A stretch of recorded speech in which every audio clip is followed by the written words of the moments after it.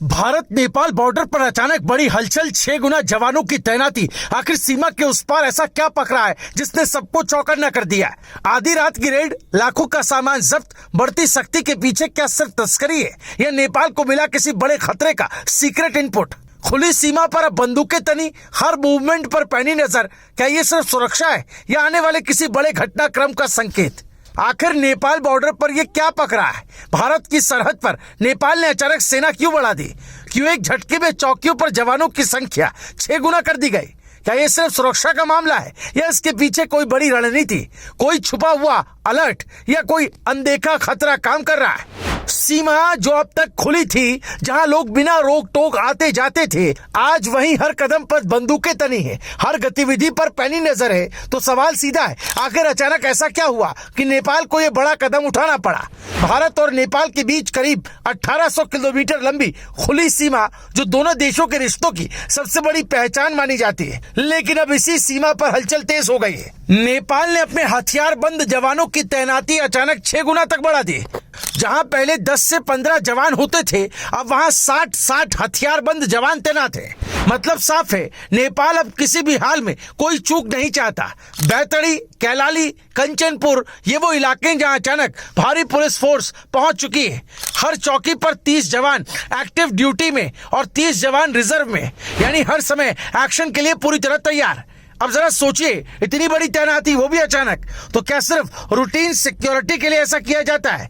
इस सख्ती का असर भी तुरंत देखने को मिला। झूला घाट में सुबह के 3 बजे नेपाल पुलिस ने एक बड़ी रेड को अंजाम दिया और जो सामने आया उसने सबको चौंका दिया। 21 लाख नेपाली रुपए का अवैध सामान जब्त, जिसमें शामिल था 23 क्विंटल चीनी, 5 क्विंटल मिश्री और भारी मात्रा में किराने का सामान। ये कोई छोटा मोटा मामला नहीं था। ये साफ संकेत था कि सीमा पर संगठित तस्करी का बड़ा नेटवर्क एक्टिव है। लेकिन यहाँ कहानी में आता है सबसे बड़ा ट्विस्ट। जब भारतीय सीमा पर पहले से सुरक्षा एजेंसियां तैनात हैं, तो इतना बड़ा सामान सीमा पार कैसे पहुंच गया? क्या तस्करों के हौसले इतने बुलंद हो चुके हैं या फिर कहीं ना कहीं सिस्टम में खामियां हैं?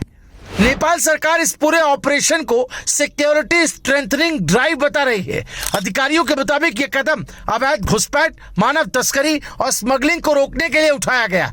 सशस्त्र पुलिस बल के सीनियर अधिकारी दिग्विजय सुवेदी ने साफ कहा, सीमा पर निगरानी मजबूत करना और गैर कानूनी गतिविधियों को खत्म करना ही हमारा मकसद है। लेकिन कहानी यही खत्म नहीं होती। इस पूरे ऑपरेशन के पीछे एक हाई लेवल ऑर्डर भी है। नेपाल के गृह मंत्री सुधन गुरुङ ने खुद बॉर्डर एरिया में जवान बढ़ाने के निर्देश दिए थे। इसके बाद सशस्त्र पुलिस बल के प्रमुख राजू अरियाल ने भी साफ आदेश जारी किए, सीमा पर हर गतिविधि पर कड़ी नजर रखी जाए। अब सवाल यह उठता है कि नेपाल को पहले से किसी बड़े खतरे की भनक लगी थी? क्या कोई ऐसा इनपुट था जो सार्वजनिक नहीं किया गया, या फिर यह सिर्फ एक आक्रामक एंटी स्मगलिंग ऑपरेशन है जिसे बड़े स्तर पर लागू किया जा रहा है?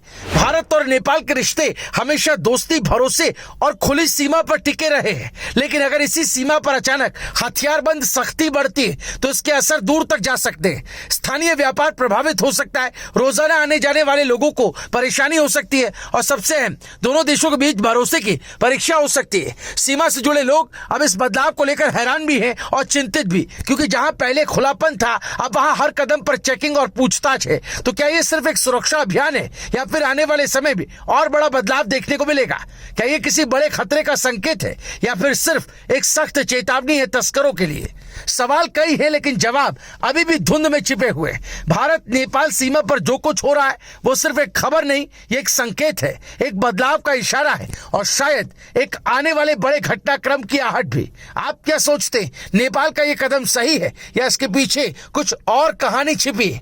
कमेंट करके अपनी राय जरूर बताइए। वीडियो पसंद आया हो तो लाइक करें, दोस्तों के साथ शेयर करें। ऐसी खबरों के लिए चैनल को सब्सक्राइब करना ना भूलें। ब्यूरो रिपोर्ट, राय शुमारे।